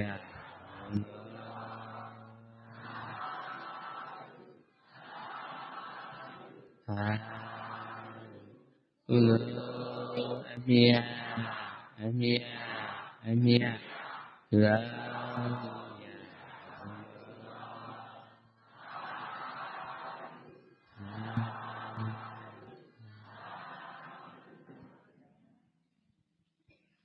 ယခုနာယူခဲ့ရတာကတော့ပိုင်းလော့ဆရာတော်ဘုရားကြီးဟောကြားတော်မူတဲ့တရားတော်အမှတ်1ဖြစ်ပါတယ်။ဒီတရားတော်တွေကအတိုင်းမိမိတို့ရဲ့စိတ်အစဉ်မှာရှိနေနိုင်တဲ့ပြစ်မှားမိတဲ့ကံအပူတွေကိုငြိမ်းအေးသွားအောင်ရည်စူးပြီးဖရာတရားတန်ခါမိဘဆရာသမားတွေကိုနေ့စဉ်ရိုးရိုးသေးသေးကြောကြဖို့တိုက်တွန်းခြင်းပါတယ်။ဆရာတော်ဘုရားကြီးရဲ့ဉာဏ်စဉ်အလိုက်ဟောကြားထားတဲ့နောက်ထပ်တရားတော်တွေကိုဆက်လက်နာယူပွားများနိုင်ဖို့ဓမ္မဘလွန်ဆွန် channel ကို subscribe လုပ်ထားဖို့မမေ့ပါနဲ့အားလုံးပဲကိုယ်စိတ်နှပြအားကျမ်းမာချမ်းသာပြီးမဉ္ဇဉ်ဖုန်ဉဏ်ကိုလွယ်ကူလျင်မြန်စွာရရှိနိုင်ကြပါစေ။